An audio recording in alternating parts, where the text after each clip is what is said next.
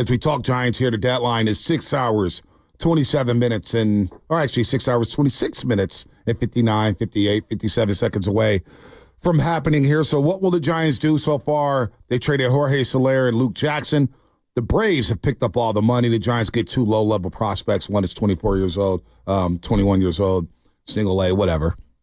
They just basically got off the money. It's a money dump. It's basically admitting that you made a bad move. Even though the move was starting to look okay. I mean, Soler's batting .275 over the last month. Get all the strikeouts, only 3 home runs. Power wasn't translating out here. Didn't work out, but they pivoted.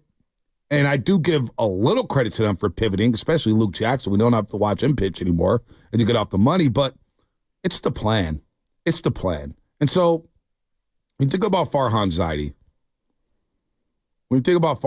and what he's done to this organization, and everything under Farhan Zaidi has become small time. It's really small time.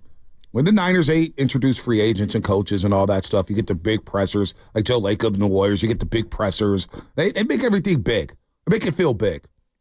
There's an underrated thing that just flew under the radar, and I was irate about it. Chasky was like, you so mad about this? That's when they introduced Buster Posey. They said he was rejoining the organization as a minority owner, having a stake in the team, and he's going to have some personnel. It's probably the best PR thing that they've done in best 6 PR years. thing. But they blew it.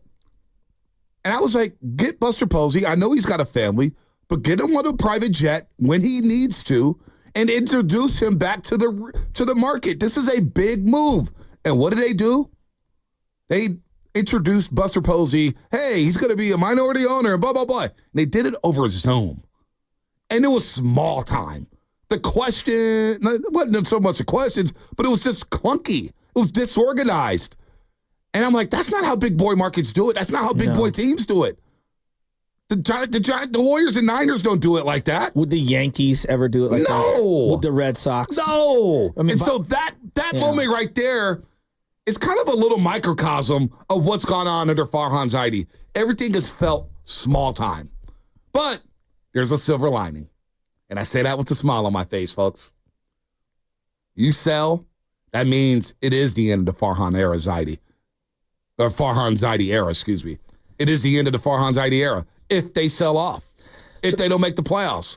So there is a silver lining, Shasky. At the end of the day, in 2 months, there could be a jolt within his fan base that Farhan's finally gone. That's where we're at right now. We could play this game at every position. Every single position. Go around the diamond. Who's played catcher for the Giants since Farhan got here? Buster, Chadwick Trump, Kirk Casale, Austin Wynn, Bailey, Tom Murphy. Who's the guy that got... What? Joey Bart. Joey Bart. Who's the guy that got called up? He looked like a generic rental player. Oh, my God. The poor guy. He played 2 games. Oh, yeah, he was awful. That doesn't narrow it down to the guy who got called up randomly. Like, that's he had to Farhan. buy catcher's gear at Dick's Sporting Goods because he didn't have the... I'm dead serious. Oh, Jackson Reitz? Jackson Reitz. That's right. Oh, my God. Okay, go to first base. Think of who's played for... Brandon Belt, Austin Slater, Darren Ruff. Oh, my God. Wilmer Flores, Jock Peterson. Wow. Remember, he was fielding ground balls over there. You tried. There's that word again. Lamont Wade. Who else? I think those are the main first baseman. Okay, now let's go to second base. This is just in 6 years. Second base. Tyro Estrada, Donovan Solano, Brett Wisely, Tyler Fitzgerald, Wilmer Flores. I mean, do you get the pattern that I'm going here? Yeah. They have been flipping. That's why. That's why the cruise ship. That's why if Larry Bear was in the mix, I'm sure he would have got the Amtrak deal because the Sacramento shuttle is getting used over and over and over again. I'm telling you, if Farhan somehow survives and he's back next year, the guy's a cockroach. Then that means he's surviving the apocalypse. If the Giants are doing things for their fans, and they have a sense. And listen, we're going to get to everybody here in just a second. Here is Farhan Zaidi's introductory press conference, because we all thought, Andrew Freeman, does he take the lineup to Dave Roberts? Who fills out the lineup card? Well, Farhan said the manager will always have the final say with the lineup. As far as managing the roster goes, I think that's in the purview of the front office. As far as the day-to-day management of the team, lineups, pitching rotation, bullpen, usage, that kind of thing, I mean, that's the manager's job. And as I see it, ideally those things work collaboratively. But to your point, when final say has to be had, I think it's in the domain of the person whose job description says that. Now, does anything scream when you look at the lineups over the last 4 years, or the lineups in general under Farhan Zaidi? Does it scream to you that the manager is actually writing out the lineups? Well, is he figuring out the lineup order? Let's talk about Soler, just specifically Soler. What makes you think Bob Melvin and Matt Williams, two hardcore 80s players, want to bat Jorge Soler in the leadoff? I always remember when Soler first was in the leadoff spot, I asked Melvin the question, why Soler in the leadoff spot? His answer was straight up, because someone has to. Granted, there were guys injured at the time. This was right after Jung-Hoo Lee got hurt, blah, blah, blah, blah, blah. But that was and I've kind of been on the Soler leadoff spot for a while. I asked him a few weeks later, why do you still keep him there? Oh, he really likes hitting leadoff. Oh, it is great. just like, I asked him Friday, still got to keep him there? You got to drop him? No, we like him. He's getting walks. And then, of course, Soler had a great night on Friday night, made me look silly, but... No, you did your it's job. A fair question. No, it is. You did your job. Every time I talk to anybody about Soler, I always have this conversation with my dad. He always texts me, I've never seen Jorge Soler get a hit. Like, we're at the game Saturday night together, and Soler got a hit, and he's like, oh, hey, cool. I finally saw it happen. I think he's, a little sarcasm there, but that's how he feels about Jorge Soler. So just never seen him get a hit. Not only that, so then whose decision was it to bat Elsa Slater lead off all these years? Come on. I feel like that was a Farhan move. That was 100% a Farhan move. I mean, come on. So that was his introductory press conference. And Bochy's laughing. He's scratching his belly right now with a World Series ring, thinking that's how they're going to do things in San Francisco? That's it's a shame. It's embarrassing, really. And then you get the J.D. Davises, you get the Ross Strip. We haven't even got to like all the players who've spoken out about this organization, and they're not even good players. Like J.D. Davis is done. Oh, let's do that. You want to do that? Let's use. Let me get in pen. You. Ross Stripling. Okay, one sec. Ross Stripling has spoken out about the team, about the Phantom IL. Sean Manaea couldn't wait to get out of town. He was like, "Well, I'm kind of using this role. I don't know what to do." Alex Wood. Remember Alex Wood? Alex Wood. Oh, he had a few things to say. Brebbia. The bucket. Who? Dubon? Gabe said we're going to take the high road on that one or something like that. Oh, yeah. Dubon said, I'm going to just take the high road.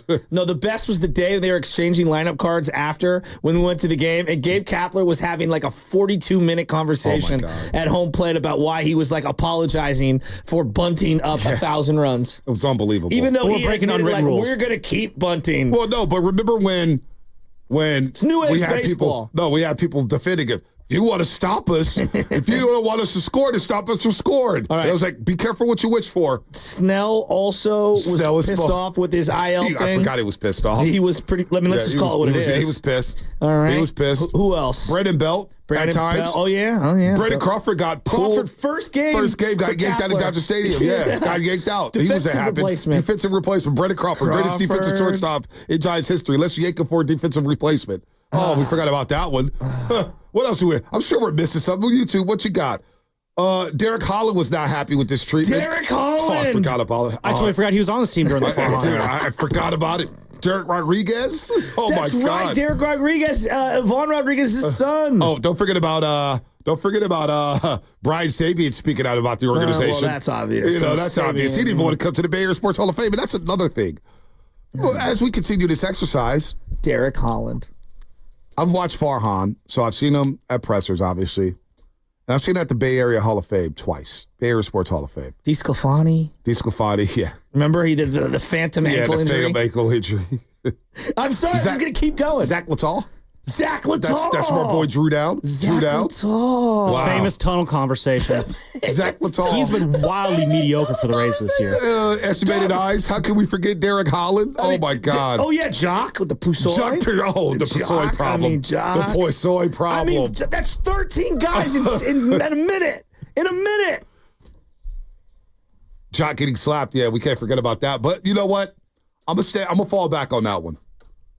Because I did a deep dive. I sent these guys at Shasky. I sent Shasky, Lubman, and Spadoni, like, threads if you just go down Tommy Phab's Oh, well, I would Wikipedia, never mess with like Tommy it is like, yeah, I understand why Jock Peterson didn't do anything. I mean, Tommy Pham literally after the game was like, I trained in the offseason to prepare myself. So if you want to try me, try me. I'll tell you about Jock now that he's gone. I know this is a fact. He just stopped taking batting practice and just started eating and drinking. And he had a full locker of like liquor and booze and food. And he's just a big slob. Wow. And people were questioning him. And he got $20 million. Yeah. And he got $20 million. I forgot about them signing Tommy LaStella. Tommy LaStella. You know what? I'll give Tommy LaStella That was this. the first, I think, multi-year deal that Farhan gave Where out. his ankle was hanging by a thread. I mean, That's right. They probably just remember that walk-off he hit against the Giants in 2020. I was in Mexico. Let's get him so, for that. True story. Puerto Vallarta, and I was pregnant with baby Chez, and I had money on the Angels to hit the runs. I needed them to score over 5.5 runs against the Giants. So when they gave up that home run in the ninth inning, I say, well, Giants lose, but you know what? Money in the bank, baby. Who was the pitcher that gave up the home run to Tommy LaSella when he was with the Angels? Trevor Gott. That's what we're just talking about. Yeah, Trevor Gott. He was another angry with his role. Oh, Trevor man. Well, I thought they kind of just let Gott die on the vine during that stretch there because he had that pitched meltdown. 5 days he in had a that row. meltdown against the A's. They had him come in the next night. He had another meltdown against the A's. Poor a couple guy. days later, another one against the Angels. They just destroyed him. Listen to these names. Joey Bart kept it classy. You know, he wasn't happy. He took the high road. He took the high road. Went it down, take the high road. It helps him some. He was just happy to get out of town. Who was the catcher that they traded for DeBon? And then they DFA'd him immediately. My God. Oh, my God. Who was the guy they acquired this week? Derek Hill. No, the other guy. Oh, the other guy. Oh, The other Boucher, guy. whatever his name is. He pitched one time, gave Bauman. up 4 Mike runs. Bauman, whatever And then his they name got rid of was. him for Spencer Bauman. Bivens, the guy who they should have just gone with the entire time. I mean, honest to God, he makes more transactions than the worst player in your fantasy football league. Connor Joe Michael Reed, first game ever down in San Diego. Mike Papierski. Papierski. That was the Dubon trade. Who? Exactly. This guy literally plays fantasy baseball with the major league roster. And don't forget, Papierski had 10 at-bats. Mark Melanson, right before he got traded. And didn't Will Smith have an issue, too, with how he was being utilized? Yeah, Will Smith had an issue. I know Camilo's pissed. I know that. So, They traded Dubon to Houston and got Mike Papierski, who gave us 10 at-bats. Dubon's winning a Gold Glove with Houston. And a World Series. Great value there, Farhan. And a World Series. Those very 10 memorable at-bats. So let me ask you, if I were to say the best moves Farhan's made, give them to me. 6 years. Drafting Patrick Bailey's a good move. Okay. Bailey. I give him that. I agree. Extension for Logan Webb. Okay. I'll get that. I'll give him that. All right. The trade for Lamont Wade Jr. Okay. I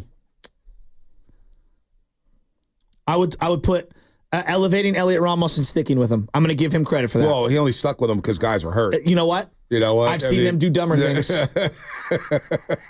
All right. I guess the trade for Chris Bryant, you gave up nothing for him. You want to talk about salary dump? Chris Bryant. All right, Chris Bryant. All right. Anything else? The problem with Farhan's best moves is that they're either moves like the Jorge Soler move or the Mitch Haniger move where you're cleaning up a past mistake, or it's like a move that you didn't make. That's kind of where we're at Drafting with Harrison. Farhan. I'll put that in there. and I'll put Birdsong in there Okay, too. cool. That's fine. Not resigning Chris Bryant from the 610. That's a good one. Xfinity Mobile I mean, text they were line. never going to, but I get it. But I Okay. get them. They could overpay. All right, so 7 moves in 6 years. Yeah. You have 30 draft picks. 30 draft picks every year.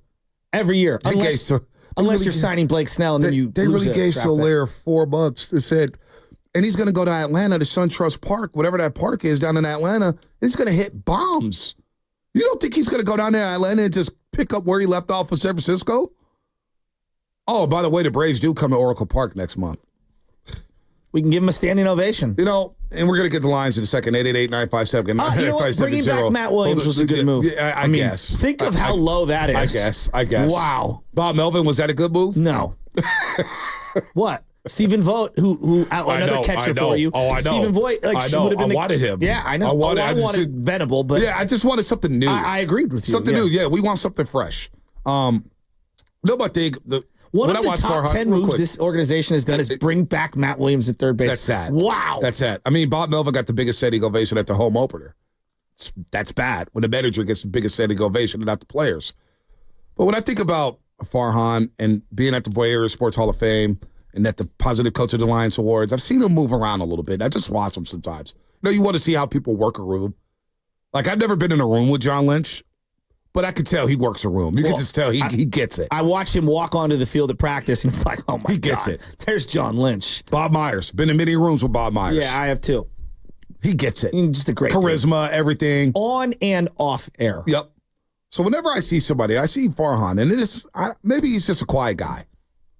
But the first time I saw him at the Bay Area Sports Hall of Fame, 2 years ago, and I'm in the bath waiting for the bathroom line. He happens to be standing, he's kind of right behind me, actually.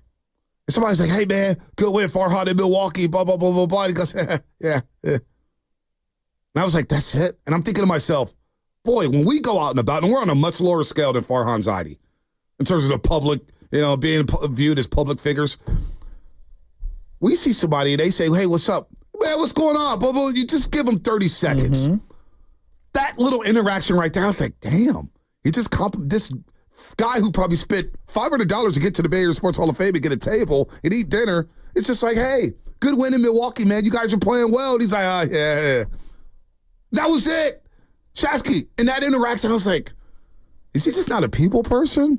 Or is he just uncomfortable? What's going on? And then I watched him work the room a few months ago at the Bay Area Sports Hall of Fame.